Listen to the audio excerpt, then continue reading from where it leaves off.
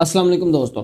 18 नवंबर 2023 को योगी गवर्नमेंट ने हलाल सर्टिफाइड प्रोडक्ट पर बैन लगा दिया और वो भी सिर्फ और सिर्फ एक एफआईआर फाइल होने पर, जो कि बीजेपी पर्सन सुरेंद्र कुमार ने फाइल की। और एफआईआर फाइल होने के चंद घंटों बाद ही पूरी यूपी गवर्नमेंट अलर्ट होगी और योगी जी ने इस पर एक मीटिंग बुलाई जिसमें यह डिसाइड हुआ कि हलाल सर्टिफाइड प्रोडक्ट की सेल, डिस्ट्रीब्यूशन और स्टोरेज पर बैन लगा दिया जाए। और बात यहीं पे नहीं रुकी।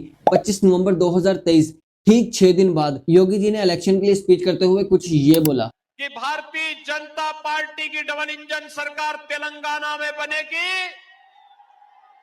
तो मुस्लिम आरक्षण समाप्त करते हुए अनुसूचित जाति, एससी, एसटी और ओबीसी को इस आरक्षण की सुविधा का लाभ मिलेगा। हैदराबाद को भाग्यनगर बना करके तेलंगाना के भाग्य लक्ष्मी का केंद्र बिंदु बनाएंगे।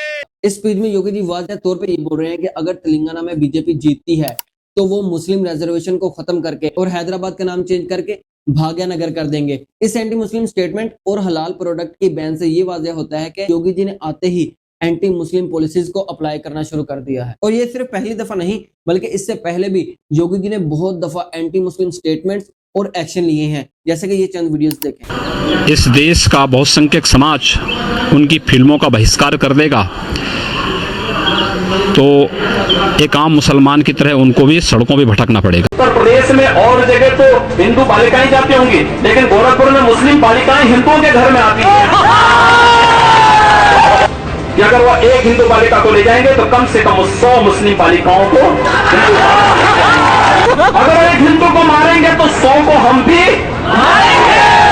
और इसके अलावा 2017 में भी ऐसा ही मिलता जुलता वाकया सामने आया। योगी गवर्नमेंट ने अचानक से स्लॉटर हाउस यानी ज़िबाखानों को बंद करना शुरू कर दिया और जब इसके खिलाफ प्रोटेस्ट होना शुरू हुआ तो फिर योगी जी ने यह स्टेटमेंट दी कि हम सिर्फ इलीगल स्लॉटर हाउस को बंद कर रहे हैं, जैसा कि सिमिलरली 2023 में देख लें। और इसके बाद 2018 में योगी गवर्नमेंट ने इलाहाबाद और फैजाबाद का नाम चेंज करके प्रयागराज और अयोध्या कर दिया और ये दोनों नाम ही मुस्लिम से रिलेटेड थे। और ये तमाम स्टेटमेंट्स और एक्शन वाज़ेह करते हैं कि योगी जी एंटी मुस्लिम है या नहीं। इसका फैसला आपने करना है और कमेंट में लाजमी बताइएगा और सब्सक्राइब कर लें क्योंकि आगे वीडियो काफी इंटरेस्टिंग होने वाली है।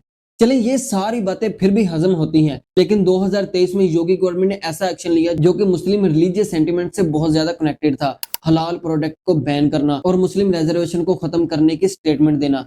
तो इस बात पे प्रोटेस्ट तो होना ही था। तो फिर जब प्रोटेस्ट होना शुरू हुआ तो फिर योगी जी ने आके ऑफिशियल स्टेटमेंट दी। हलाल प्रोडक्ट्स का बैन मुस्लिम्स की भलाई के लिए ही किया गया है क्योंकि हलाल सर्टिफिकेट देने वाली कंपनियां सबसे ज्यादा मुस्लिम्स के सेंटिमेंट्स को अटैक करके मुस्लिम्स को ही लूट रही हैं। मुस्लिम्स के साथ साथ नॉन मुस्लिम्स को भी महंगी प्रोडक्ट्स खरीदनी पड़ती हैं क्योंकि जिस प्रोडक्ट पर भी हलाल का लोगो लगा होता है उसकी प्राइस आम प्रोडक्ट से ज्यादा होती है। और योगी जी की इस स्टेटमेंट के बाद पब्लिक में दो तरह के आर्गुमेंट पाए गए। एक तो वो जो कह रहे थे कि बीजेपी की इलेक्शन जीतने के लिए ये एक स्ट्रेटजी है जो कि ये शुरू से अपनाते आ रहे हैं हिंदू कम्युनिटी को अपने साथ करने के लिए, एंड अदर हैंड जो कि योगी जी की इस बात से एग्री कर रहे थे। तो चलो देख लेते हैं कि कौन सा आर्गुमेंट ज्यादा पावरफुल है, लेकिन उससे पहले हलाल और हराम का कॉन्सेप्ट समझ लें। हलाल और हराम मुस्लिम्स की होली बुक कुरान पाक में डिटेल से ये बयान किया गया है। हलाल विच इज परमिजिबल मतलब कि जो खाया जा सके या इस्तेमाल किया जा सके, और हराम विच इज प्रोहिबिटेड जो कि खाने या इस्तेमाल करने से मना किया गया हो। तो ये रही लिस्ट हलाल और हराम की। पॉज करके एक मरतबा लाजमी पढ़ लें, आप लोगों के कॉन्सेप्ट क्लियर हो जाएंगे।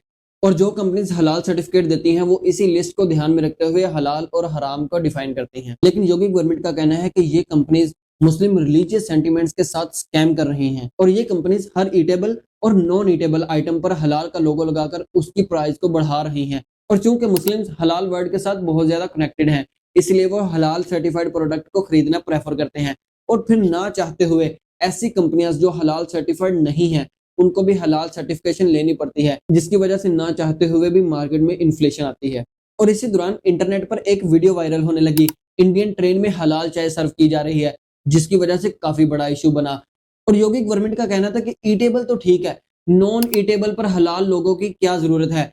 लाइक लिपस्टिक, शैम्पू, सोप और इस जैसी और बहुत सारी कॉस्मेटिक पर हलाल लोगों की वजह से अनफेयर उसकी प्राइस इंक्रीज हो जाती है जो कि मुस्लिम्स ही नहीं नॉन मुस्लिम्स को भी अफेक्ट करती है। वेल, अगर देखें तो बाद में दम तो है। ऐसी प्रोडक्ट्स जिसमें हलाल और हराम के एलिमेंट्स ही नहीं उसमें हलाल के लोगों की क्या जरूरत। और ऐसे वेज आइटम्स जिसमें हराम शामिल नहीं हो सकता, उस पर हलाल के लोगों की क्या जरूरत। चलिए ये तो ठीक है, इन आइटम पर हलाल के लोगों की जरूरत नहीं, लेकिन अगर दूसरे प्रोडक्ट्स की तरफ देखें जिनमें हलाल और हराम दोनों ही मिक्स किए जा सकते हैं, उन प्रोडक्ट्स का क्या। तो फिर उन प्रोडक्ट्स पर हलाल सर्टिफिकेशन की क्यों जरूरत नहीं। लाइक मीट, जेलेटिन प्रोटीन और अम्यूल्सिफायर जो कि वाटर और ऑयल को मिक्स करने के काम आता है। ये रही लिस्ट, ये वो प्रोडक्ट्स हैं जिनमें हलाल और हराम दोनों ही इस्तेमाल किए जा सकते हैं। मतलब ऐसी कंपनीज जो ये प्रोडक्ट्स बनाती हैं वो पैसे बचाने की खातिर हलाल की जगह हराम को भी इस्तेमाल कर सकती हैं, जो कि गलत है। इट्स मीन दैट अगर हलाल सर्टिफिकेशन देने वाली कंपनीज को बैन कर दिया गया तो चेक एंड बैलेंस ही खत्म हो जाएगा।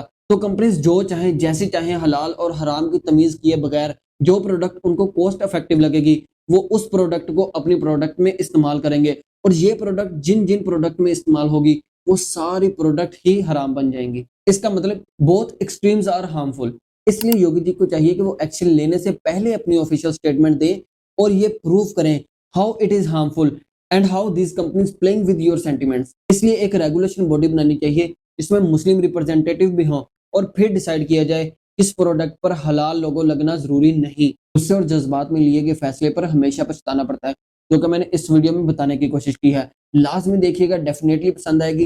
तो मिलते हैं ऐसे एक न्यू इंटरेस्टिंग वीडियो में। लाइक, सब्सक्राइब, शेयर और कमेंट करना ना भूलिएगा। फिल्म सीखें और सिखाएं, अल्लाह निगहबान।